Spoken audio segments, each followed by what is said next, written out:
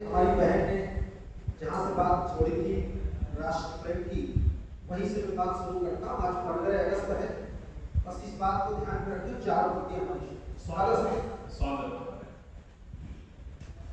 कि वीरों का आज कैसे बलिदान हो गया है, पौरुष भी आज जैसे एक और सो गया है। बलिदान और पौरुष की ही वजह से तो ये, बलिदान और पौरुष की ही वजह से तो ये 15 अगस्त का दिन त्योहार 15 अगस्त का दिन त्योहार हो गया है।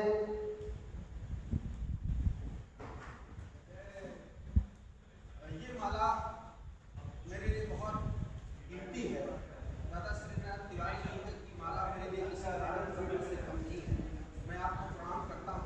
चित्रकूट में जब देखिए जगह जगह पर शहीद स्मारक बना दिए गए हैं। वो शहीद स्मारक एक सामान्य व्यक्ति की दृष्टि से क्या है मैं नहीं जानता, एक रचनाकार एक कवि की दृष्टि से क्या है मैं 4 पंक्तियां आपको सुनाता हूँ। स्वागत। वो शहीद स्मारक जब हम गुजरते हैं तो मेरे लिए क्या है कि गई जान कर, ये शहीदों की आत्मा कह रही, गई जान कर हमारी तो इसका भी कम नहीं है। हमको झुका सके ये हुकूमत में कम नहीं है। पूजा किया करो तुम शहीदों के दर पे जाके, पूजा किया करो तुम शहीदों के दर पे जाके। स्मारक शहीदों के लिए किसी मंदिर से स्मारक शहीदों के किसी मंदिर से कम नहीं है। अभी दिनेश भैया हमारे यहाँ रायबरेली में, मैं रायबरेली की धरती से है, वो भारत सरकार के 2 संस्थान है हमारा। एक आधुनिक रेल डिब्बा कारखाना, पूरी रेल बनती पूरे भारत में संभवतः 2 या 3, और एक आयुर्विज्ञान संस्थान एम्स है। रेल कोच में जो कवि सम्मेलन होता है उसके संयोजन का दादा के आशीर्वाद से मुझे ही सौभाग्य मिलता है इस कवि को बुलाना है, जितने कवि हैं सारी जिम्मेदारी मेरे पास। पहली बार एम्स को मेरी याद आई और मैं अकेला कवि हूँ जो एम्स में एकल काव्य पाठ के लिए बुलाया गया। क्या बात है, एक बार जोरदार तालियां। तो मेरी 4 पंक्तियों की उन्होंने होल्डिंग लगाई। 4 पंक्तियों की वो कौन सी 4 पंक्तियां थी मैं आपके आगे स्वागत भैया स्वागत। वो 4 पंक्तियां जो होल्डिंग में बाहर लगा रखी कि मंजिल तभी मिलेगी जो धीरज धरोगे तुम, ईश्वर दया करेगा जो सबके दुखड़े धरोगे तुम। दुनिया का एक सीधा सिद्धांत है यही, दुनिया का एक सीधा सिद्धांत है यही। इज्जत तभी मिलेगी जो इज्जत करोगे तुम, इज्जत तभी मिलेगी जो इज्जत करोगे तुम। दादा जटायु पढ़ने का मन है, स्वागत है भैया। एक कविता दादा जैसे बड़े रचनाकारों के आशीर्वाद से, मां सरस्वती की कृपा से, प्रभु श्री राम के आशीर्वाद से, मैंने रामायण के तमाम पात्रों पर मेरी कविताएं हैं। मेरी राम से भी एक कविता है, माता शबरी को भी समर्पित एक कविता है। एक कविता हमारी जटाई, जिसने पूरे देश में बड़ी प्रशंसा दिलाई, बड़ी बहुत सम्मान दिलाया। रेल कोच में जब उस कविता को मैंने पढ़ा तो रेल कोच के जीएम साहब सामने बैठ के सुन रहे थे। रेल कोच का जीएम बहुत बड़ी हस्ती होता है। तो कविता कवि सम्मेलन पूरा होने के बाद उनका पियाऊ मेरे पास आया और उसने कहा कि सिंह साहब आपकी कविता रिटेन में पढ़ने के लिए जीएम साहब ने मांगी। फिर उनका फोन आया कि मैं इतना प्रभावित हुआ कि उस कविता को पढ़ना चाहता। स्वागत है। ये मेरा सौभाग्य था। उस कविता के माध्यम से, जटायु कविता के माध्यम से यहाँ पर हमारी बहनें मंच पर भी हैं और सम्मुख भी हैं। मैंने एक सवाल खड़ा किया आज के समय कि एक पक्षी हमारे देश की एक नारी शक्ति के लिए अपनी प्राण न्यौछावर कर देता है। आज जब किसी बहन बेटी के साथ गलत होता है, बुरा होता है, तो हम ये कहते हैं कि वो गलत करने वाला व्यक्ति बहुत बड़ा है, वो बहुत बड़े घर से था इसलिए हम उसका विरोध नहीं कर सकते। तब हम ये भूल जाते हैं कि माता सीता का अपहरण करके जो ले जा रहा था वो उस समय का दुनिया का सबसे ताकतवर आदमी था। क्या बात है। और माता सीता चीख रही थी, अपने जेवरात फेंके थे, तो सुग्रीव ने उठा करके रख लिए थे, लड़ने वो भी नहीं गए थे। ये हिम्मत केवल एक पक्षी ने दिखाई। मेरी कविता यही से शुरू होती है कि रावण सीता जी को लेकर के जा रहा है, सीता जी चीख रही है। देखिए, अगर आपने मन से सुन लिया, चित्रकूट की धरती पर आज की रात इससे अच्छी कविता मेरे पास नहीं है, लेकिन मैं दावा करता हूं अगर आपने मन दिया तो आप मुझे भूल सकते हैं, लेकिन मेरी कविता आपको याद है। ये मैं भरोसा दिलाता हूं। देखिए, स्वागत है, स्वागत। सहसा सहसा जटायु की दृष्टि गई, आकाश मार्ग में हलचल है। सहसा जटायु की दृष्टि गई, आकाश मार्ग में हलचल है। आवाज चीखने की आई क्यों, लगा कि कोई दुर्बल है। था दुर्गामी नभ में विमान, जिसको उसने देखा जाते, जिसमें निरीह नारी के स्वर को सुना चीखते चिल्लाते। जब वायुयान नजदीक हुआ, रावण को बैठे पाता है। अपहरण किया जिसका इसने चचन्नी सीता माता है। भाई छोड़ो ये दुनिया है, मन में विचार ये आता है। भाई छोड़ो ये दुनिया है, मन में विचार ये आता है। जो सबल जगत में होता है, दुर्बल को सदा सताता है। जो सबल जगत में होता है, दुर्बल को सदा सताता है। मन ही मन गुनने लगा, यही होने दो जो कुछ होता है। सबल हमेशा हंसता है, दुर्बल ही हरदम रोता है। क्यों पड़ो बीच में गैरों के, क्या हमको प्राण नहीं प्यारे। अनगिनत प्राणी है जंगल में, सबके आचरण यहाँ न्यारे। सबके सब है खामोश यहाँ, तो मैं ही आखिर क्यों बोलूं। देखो सबके सब मौन पड़े, मैं ही अपना मुंह क्यों खोलूं। फिर लगा अगर जो लोग सभी मन में विचार ये धारेंगे। फिर लगा अगर जो लोग सभी मन में विचार ये धारेंगे, तो अत्याचारी लोग सदा निर्बल का शीश उतारेंगे। फिर लगा अगर जो लोग सभी मन में विचार ये धारेंगे, तो अत्याचारी लोग सदा निर्बल का शीश उतारेंगे। ये दुष्ट सदा अबलाओं की इज्जत से खेल रचाएंगे। इनके मन बढ़ते जाएंगे, हरदम आतंक मचाएंगे। मेरे जैसे भी वीर कहीं यदि आज मौन हो जाएंगे। नित लूटी जाएंगी सतियां, हम अश्मत बचा न पाएंगे। कल प्रश्न पीढ़ियां पूछेंगी, इतिहास हमें धिक्कारेगा। कल प्रश्न पीढ़ियां पूछेगी, इतिहास हमें धिक्कारेगा। हम पहले ही मर जाएंगे, वह काल बाद में मारेगा। जिंदाबाद जिंदाबाद।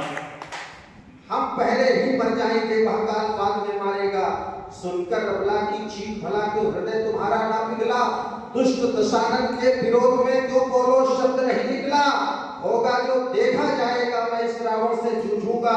बेबस नारी का हरण किया कायर पापी से पूछूंगा। अंतस से आवाज उठी, अब शांत नहीं रह सकता हूँ। मैं इस अबला की पीड़ा को अब और नहीं सह सकता हूँ। माना रावण है महाबली, तो क्या इससे मैं डर जाऊं। माना रावण है महाबली, तो क्या इससे मैं डर जाऊं। बिना युद्ध के ही कायर सा मरने से पहले मर जाऊं। बिना युद्ध के ही कायर सा मरने से पहले मर जाऊं। अपने मन से तत्काल कहा, अब तर्क वितर्क न कर ज्यादा। अपने मन से तत्काल कहा, अब तर्क वितर्क न कर ज्यादा। वह जीवन लेकर क्या होगा, यदि बचा न पाया मर्यादा। वह जीवन लेकर क्या होगा, यदि बचा न पाया मर्यादा। जा कटा जटायु सम्मुख, तब स्कंधर को ललकार उठा। बेबस नारी का हरण किया, कह रावण को धिक्कार उठा। सीता से बोला, बेटी तू बिल्कुल मत चिंता करना, मैं रावण को मार गिराता हूँ, तू थोड़ा तो धीरज धरना।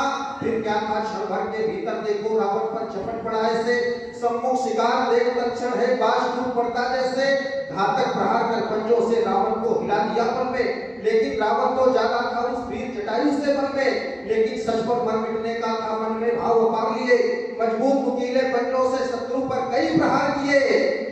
बारों से वीर जटायु के कुछ पल को रावण पस्त हुआ, बारों से वीर जटायु के कुछ पल को रावण पस्त हुआ। ये पहली बार हो रहा था कोई पक्षी से त्रस्त हुआ, ये पहली बार हो रहा था कोई पक्षी से त्रस्त हुआ। पर दुष्ट दशानन माहिर था मायाधारी रण कौशल में, हो गया क्रोध से लाल तभी आपा को बैठा था पल में, अंतस में थी क्रोधा की जली हाथों से घातक वार किया, पंखों पर वीर जटायु के पापी ने फरसा मार दिया। रावण ने घातक वारों से उसके पंखों को काट दिया, रावण ने घातक वारों से उसके पंखों को काट दिया, उस बूढ़े पक्षी के मन से दोनों पंखों को छांट दिया, पर हीन और घायल करके धरती पर उसको गिरा दिया, पर हीन और घायल करके धरती पर उसको गिरा दिया। कैसी विडंबना, दानवता ने मानवता को हरा। वाह, जिंदाबाद जिंदाबाद। कैसी विडंबना, दानवता ने मानवता को हरा दिया। लेकर बेचारी सीता को फौरन ही रावण चला गया, अन्याय धरा पर जीत गया था, न्याय आज फिर चला गया।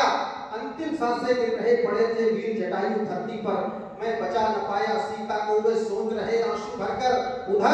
उधर उठी सीता बिन देखी, हो गए विकल थे रघुनंदन, नैनों से अश्रु प्रपात हुआ, फिर लगे खोजने वे वन। इधर कराते वीर जटायु राम तरस की इच्छा में, संकल्प देखकर स्वयं मृत्यु भी सम्मुख खड़ी प्रतीक्षा में। खोजते खोजते रघुनंदन जा पहुंचे उस स्थल पर, देखा ये घायल गीत पड़ा है पंख नहीं जिसके तन पर। वे घायल देख जटायु को अपना सारा दुख भूल गए, बह चली आंसुओं की धारा, उर्मे चुप सौ सूल गए। कितना बड़भागी गिद्धराज, कितना बड़भागी गिद्धराज, गोदी में उठा लिया अपने, होकर विह्वल रघुनंदन ने सीने से लगा लिया। होकर विह्वल रघुनंदन ने सीने से लगा लिया अपने। फिर पूछा ये हालत ऐसी और किसने कर डाली है, घायल करने वाले ने अपनी ही मृत्यु बुला ली है। जटायु बोला, कल रावण है जिसने सीता का हरण किया, सीता को बंधन मुक्त करूं रण का स्वेच्छा से वर्ण किया। संघर्ष कर रहा था जब मैं, मेरे पर काट दिए उसने, रावण दक्षिण की ओर गया सीता को साथ लिए। वाह वाह वाह। मित्रों, चित्रकूट की पावन धरती पर निवास करने वाले साथियों, जैसे जटायु के मुंह से इतनी बात प्रभु राम ने सुनी कि रावण दक्षिण की ओर गया सीता को साथ लिए अपने, हमारे राघवेंद्र सरकार को पहली बार क्रोध आया और क्रोध में उन्होंने एक प्रतिज्ञा की। जैसे जटायु ने कहा कि रावण दक्षिण की ओर गया सीता को साथ लिए अपने, इतने में क्रोधित होकर के प्रभु राम ने प्रतिज्ञा की और क्या बोले, हे पितृतुल्य हे गिद्धराज, मैं शपथ आपकी लेता हूं, हे पितृतुल्य हे गिद्धराज, मैं शपथ आपकी लेता हूं, रावण को पूरे परिवार सहित रण हेतु निमंत्रण देता हूं। सीता का हरण किया जिसने, वह शीश उतारा जाएगा, रावण पूरे परिवार सहित निशान से मारा। जिंदाबाद। प्रभु राम ने क्रोध में कहा, हे पितृतुल्य हे गिद्धराज, मैं शपथ आपकी लेता हूं, रावण को पूरे परिवार सहित रण हेतु निमंत्रण देता हूं। सीता का हरण किया जिसने, वह शीश उतारा जाएगा, रावण पूरे परिवार सहित निशान से मारा जाएगा। तब जटायु बोला, इसका अंतिम चरण, तब जटायु बोला, हो गया भरोसा रघुनंदन, सीता को वापस लाओगे, हो गया भरोसा रघुनंदन, सीता को वापस लाओगे, सीता को हरने के बदले रावण को मार गिराओगे। हे दशरथ नंदन सुनो जरा, बस इतना ध्यान रहे तुमको, मैं धाम आपके जाता हूँ, मरने का दुख नहीं हमको। हे राम ठगों की दुनिया में स्त्री का भेद नहीं होता, कोई स्त्री का हरण करे इसका भी खेद नहीं होता।